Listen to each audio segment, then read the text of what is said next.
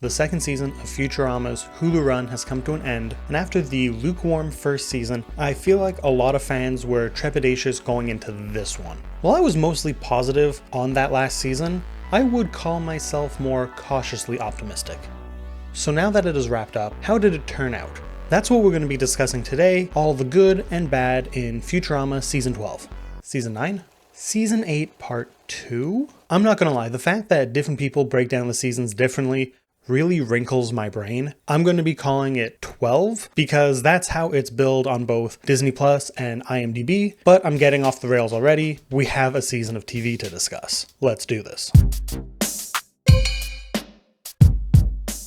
Okay, Internet, let's start the discussion of the season with the first episode. Radical, avant-garde idea, I know. Game breaker. The One Amigo is a Bender episode following him on a journey of self-discovery to the village in Mexico where he comes from, following a loss of self-worth when he sells a series of Bender NFTs. Despite the fact that the episode is about an extremely topical subject and honestly kind of missed the optimum time to talk about it, which was one of the issues with the last season, I think this episode works really well. Let's compare it to the crypto episode, as they feel most in line with each other. I don't mind that crypto story because the way they took crypto mining as actual mining as a way to tell a Western worked for me. I know it didn't work for everyone. I think in The One Amigo, they took that same formula and did a better job with the execution, making it feel like other earlier Futurama episodes that tackle contemporary stories. The iPhone records everything. This works in part because the episode really takes the piss out of NFTs. The attempts at explaining them highlight the flaws of them and how owning NFTs doesn't mean as much because anyone can still save a copy of it. But that is just a small part of the episode. Just like in How the West was 1010001, the meat of the episode was a Western pastiche. This episode is more interesting telling the Bender story and doing a heist. Both, I think, do a good job. Honestly, a better job than the Western episode. My favorite part is the heist because heists are just a great time and it's a lot of fun. This episode puts its own sci-fi spin on it and really feels like what Futurama is so good at doing at the best of times. And the Bender plot works well too. While it treads familiar ground in Bender searching for validation, I still think the execution was done well here. Squid Game, on the other hand, is an episode that left me wanting a lot more. While a parody of Squid Game, I think it works well enough on its own that if you don't know it's a play on that show, the episode still works. I liked that. I also like that they brought back some fun characters from past episodes, expanding the list of characters they can kill off with recognizable ones. I understood the reference faces. The issue comes down to the pacing of the episode. With 5 game segments, each having its own flashback, there isn't that much time for interpersonal elements in the episode, and it needs them.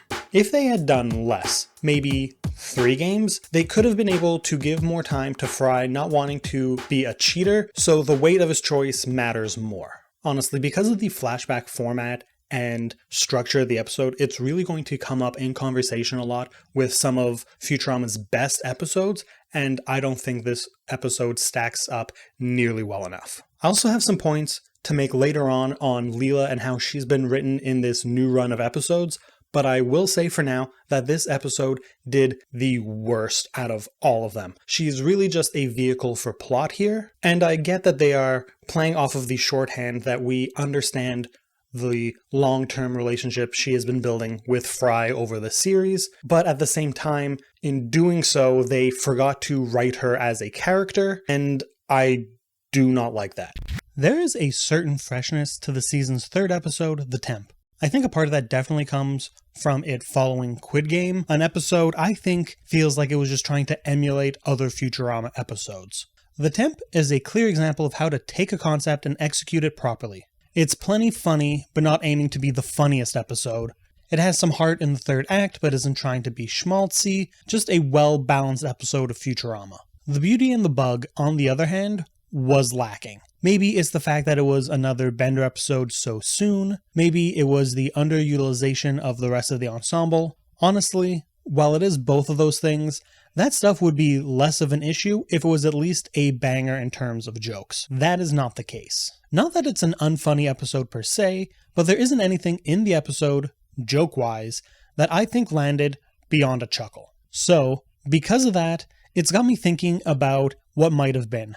How if they had made Bender's story a B-plot and the main thrust of the story was being between Amy and her parents, we could have had something more here. And yeah, Amy butting heads with her parents isn't breaking any new grounds for the show, but a lot of great Futurama episodes play on similar themes as one another. It's about finding new ways to execute those themes that makes it work, which is a point we'll be getting to shortly with another episode. Okay, so now I get to bring up my points about Leela. The Leela of it all. The Leela of it all. So in my video for season 11, I praised the episode related to items you viewed for keeping the growth going with the Fry and Leela relationship, having them move in together. It is one of several choices they made in that season that I appreciated in how the new episodes were willing to do more than just keep the status quo. That said, outside of the relationship storylines that are mostly small points in the episodes that they are featured in, a lot of Leela's stories are in service of other characters. She is viewed as the mother of Amy's kids in Children of a Lesser Bog, and becomes the captain of the Nimbus in the episode Zap Gets Cancelled, and her storylines are in service to Fry, like, a lot. So many times. You could say, a large Fry. That's terrible, I'm sorry. Now, I know Futurama has always been an ensemble show, and in terms of her place in the ensemble, I wouldn't say Leela is poorly used. She still gets some good jokes. I really liked her in The Heist, except for Squid Game, where she isn't well done at all. Oh, wait, her portrayal in the toy episode was really bad as well. God damn. I've seen people complain that Leela in the Bugalo episode is way off base because of her animal rights activism in prior storylines, but I assume that was the joke. That's why they hit on it multiple times in that one episode. So that doesn't bother me too much, though they absolutely could have done it better.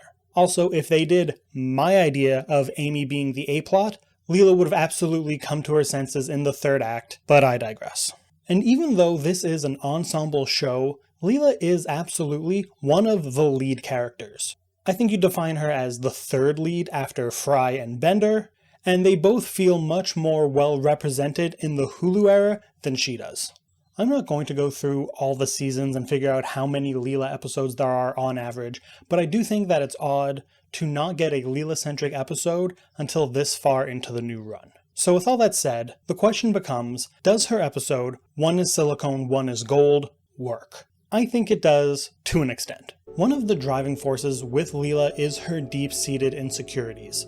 From growing up an orphan and being bullied for her eye, and working through all that is classic story arc for her. So, this new angle, not having close relationships with other people, in particular other women, feels like a natural new take. And while it does kind of reduce the relationship she has with Amy, it does shine a light on how most of Leela's friends are her coworkers, and they are men. It also shows off how hard it is to make friends as an adult. For other people, not me. I'm charming and never anxious around people at all. I think the chatbot angle was well executed, and even if it wasn't topical like it kind of is, it would have worked, and that to me is the goal for what that kind of storyline should be aiming to do. The Firefest parody is the real weakness of the episode. Not because the jokes were bad, just because they spent too much time on what is probably the most dated reference of the entire revival, and that is time that could have been given for more antics with Leela and her club. The guys' book club was solid, and while a little cliche, the jokes worked, but they take up a lot of the screen time, something that I wouldn't say would be an issue because of the amount of time given to that subplot, but because the Firefest parody takes way too long at the beginning. Overall, solid episode, could have been a bit better. The 5th, 6th, and 7th episodes are all really solid and feels kind of like classic Futurama to me. Not their all-time great episodes, but the other ones. The just overall solid, funny episodes. The first one I'm going to talk about is episode 8. While the Hulu run of the series currently has been infamous for its topicality, cuteness overload feels like the polar opposite. Aside from a passing joke about Bitcoin, the episode is buried so deep in Beanie Baby culture, a fad that could have been covered all the way back in the first season if they wanted to. And honestly, I kind of love that. I do love when they incorporate Kif and Amy's kids into episodes. as it feels like they are the big change in the status quo of the series, and seeing that impact on stories while still finding ways to make the show and characters work as we are used to, it just feels like really good writing to me. The kids should have been in the Bugalo episode. That was a trip to see Amy's family. Why weren't they there? God damn it. I thought Attack of the Clones, the 6th episode, was the first part of a 2-parter when I first watched it. I thought that ending was a cliffhanger, and it wasn't until the next episode actually came out that I remember that Futurama sometimes just goes for a Twilight Zone-esque ending, because I think the show has been wrapping up their episodes really nicely in the new run a lot more often than not. The episode itself is pretty fun, doesn't feel like it's overly bloated like some other ones, while still having plenty of momentum. It doesn't jump straight into the parody on fast fashion, building up to it, but it also isn't weighed down by unnecessary subplots or Firefest parodies. I also think fast fashion, unlike crypto or NFTs, doesn't feel immediately dated, and the way they go about it feels much more like a Futurama concept. I think the most of any modern commentary they have done in this run. My favorite part of the episode is the side jokes. Quick one-liners thrown out by a character not directly involved in the plot is a staple of the series, and I feel like each one in this episode hits. Those jokes were more funny to me than the plot-centric ones. Not that those were bad, it's just the side jokes tickled me so well. My favorite episode of these 3 is Planet Espresso. You could say that's That Me Espresso. Nope, bad joke. We're going to cut that out. This is a Hermes episode that doesn't quite feel like what we've gotten before. Well, yeah, he has had episodes about his relationships with his son Dwight and his wife LaBarbara. These character dynamics weren't center stage here. Instead, they were there to show the ramifications of Hermes inheriting the farm from his absent father. And while I do wish the episode had drilled a little deeper into Hermes and his father's relationship, I do think that the episode delivers on a lot of what the show is good at. Taking something simple, like starting a coffee company and adding their sci-fi layers to it, as well as some really solid jokes, that's classic Futurama. And Fry being the only employee being overworked was a funny running gag throughout the latter half of the episode. Good use of Fry when he's not the main character. So this could have been better, a phrase that I feel like I'm saying a lot, but at the same time, it was a lot of fun for me, so, the complaints are minimal. I also find it interesting that this season, despite being only 10 episodes, has had so many dark or at least downer style endings. Both Planet Espresso and Attack of the Clones being those Twilight Zone-esque endings hinting at end of days or something terrible to come, and then Squid Game ending with Fry being as sad as he is. What does it mean? Probably nothing. Despite it being about a third of the season, this pattern doesn't really mean anything. Not really something I think makes a greater statement on the season as a whole. I got no real insight here, but I thought it was worth bringing up. The Futurama Mystery Library is the 2nd anthology episode of the revival, and like its predecessor, The Prince and the Product, it is the second to last episode of the season. But unlike its predecessor, this episode isn't hot garbage. The episode stories, each an homage to a classic children's mystery book series, is light and breezy. None of these stories to me stood out above the others in terms of its narrative or humor, but the middle one, done up like a Tintin story, was my favorite. Maybe it has something to do with the story as well, but a lot of it definitely has to do with the fact that growing up in Canada, there were always Tintin books in the kids sections of bookstores and libraries, and while never my favorite as a dumb kid, they were always handy when you needed to grab something to read in French class. Canada. Overall, the episode is fun. The framing device with LeVar Burton is way better than the one in the Toys episode. It felt more akin to the anthology of interests from back in the day. It also didn't really offend me as a fan of these characters with what they were doing with them. Also, let me know if a video on Futurama anthology episodes would be good. I think there's something there. While I did like the episode, I do find it to be a step down from the last 3 episodes. I found those to be a really solid run, and I wish this had kept that momentum going, though I don't think it really dropped the ball in any way. At some point during the lead up to the Hulu run of episodes, the titles were released. First the season 1 episodes, and then they also added on other episodes, including the last episode of that order and this season's finale, Otherwise. The title draws a clear connection to a previous finale, the extremely well-received Meanwhile, an episode that both expertly closed the door on the show's Comedy Central run, while also leaving space for the return we have gotten now. So, with the clear connective tissue between them, this has been an episode I have been so curious about. So now that it's out, I've got to ask, is this a good episode? Yeah, it's pretty damn good. The episode story is directly tied to Meanwhile, with Fry getting deja vu of the life he and Leela had when they grew old together, amongst other things. And they do a really good job in tying the visions to the plot without the episode ever feeling like it's just piggybacking off of Meanwhile's success. While I don't think the episode works as well as it does if you haven't seen the prior episode, I do think that if you were to go into Otherwise without having seen Meanwhile, it would still be a good, solid episode. This episode also ties thematically to Meanwhile, feeling like they wrote it to be an ending if they didn't get another order of episodes, but with a final scene leaving the door open for more. It even starts with a joke on screen about there being more networks that could pick them up.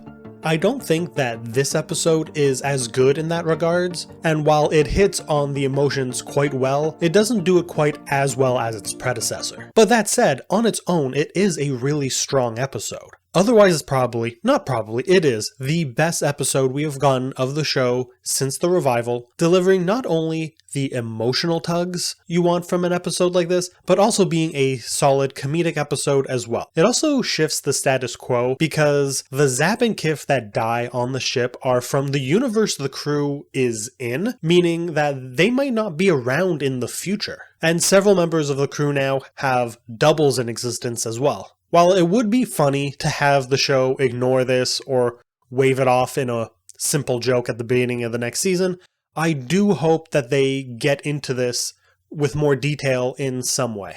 All in all, this really is the best episode so far. Not sure if I'd consider it an all-time great, the kind of episode that you go, yeah, this entire revival was worth it for this episode, but it really is good, and only time will tell. I do think that it absolutely raises the bar for the Hulu era. And I do think it succeeds in its goals, because if this was the finale, I think we, as the audience, would be left satisfied.